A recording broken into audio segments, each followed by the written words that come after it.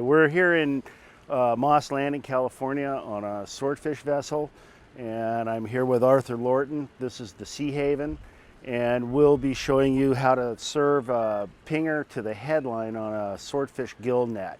And Arthur, if you can show us basically how this goes together on the lanyard of the two lanyards for the pinger. He's got one completed here, and he's going to show you how to run this through. This is a hollow braid line, so you just shove it back into itself.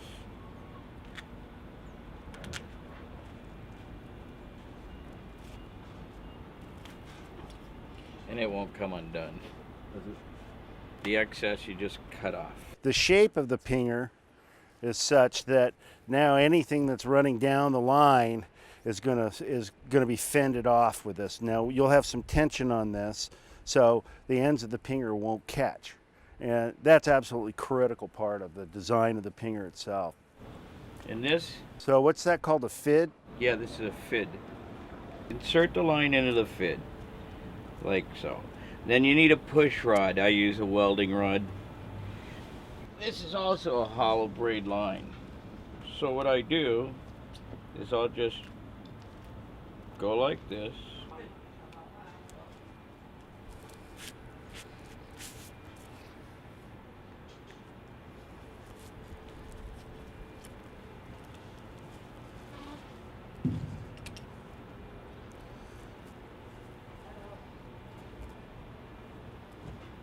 Then you do the same thing on the opposite side. You want to give it enough room that when the rope's pulled tight, that you're not pulling on the pinger. So you want the pinger just to have a little slack after you're done.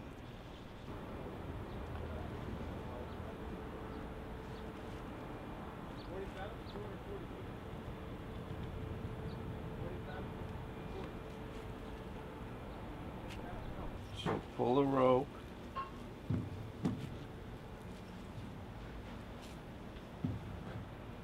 Now you got a slight bit of slack in this. There's a little bit, but he's got about a half an inch between there, so that when this pulls tight and this line starts to stretch, it's not going to load this, because the main line will trap this line and it will not slide in here. This allows you to actually leave the pinger on the line, on the net at all times, and wind it on, and this will not foul and catch the net. And when the pinger goes over the side, we have two water contacts here, and when that sees the water, it turns the pinger on. So you don't have to worry about turning it on and off. As it comes out of the water, it'll continue pinging for about 15 seconds so that you can tell if it's operational or not by listening to it. And this is absolutely foolproof. It keeps the guys from having to be near the net while you're setting, so they don't get hung up in it and go over the side. What I like about it is when you have it on a net like this, it won't come off. You can't pull it off. But when you're pulling your net and your gear off, when you have no tension on the line, you want to take your pingers off to store them for the year, just yank them out and you put them away. In this particular fishery, we stagger the pingers on the headline and the lead line to get the best coverage that we can. This is the lead line on the net, and Arthur's going to show you how to serve it to the lead line. What I usually do is I'll run a piece of twine, or I'll double up a piece of twine, I'll run it through. I'll take one, just tie one overhand knot in it like that, then I pull it right back through. And it comes tight. So now the knot is inside the pinger. There's no knot to foul the mesh. Then I just serve it onto the lead line like so. And that's just a series of clove hitches? Yeah, half hitches.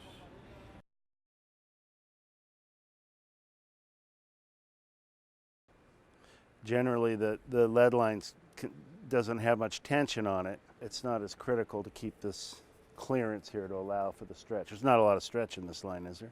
There's no stretch in this line. This is a lead-filled line. This is lead core inside. In this fishery, the lead has quite a bit more slack than a float line. And usually On this is I'll duct tape the ends.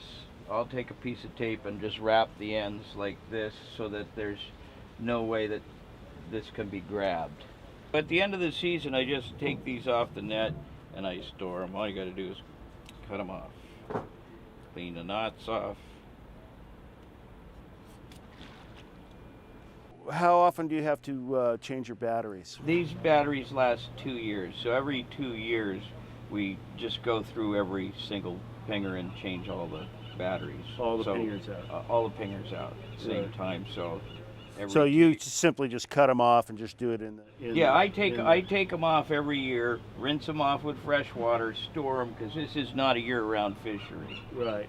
So at the end of the season, when I do my net repairs, when the nets come off the boat, we take every pinger off, we rinse it off. If the 2 years are up, then we order new batteries. We take out all the old batteries, and at the beginning of the next season, we'll put everything together with new O-rings and new batteries.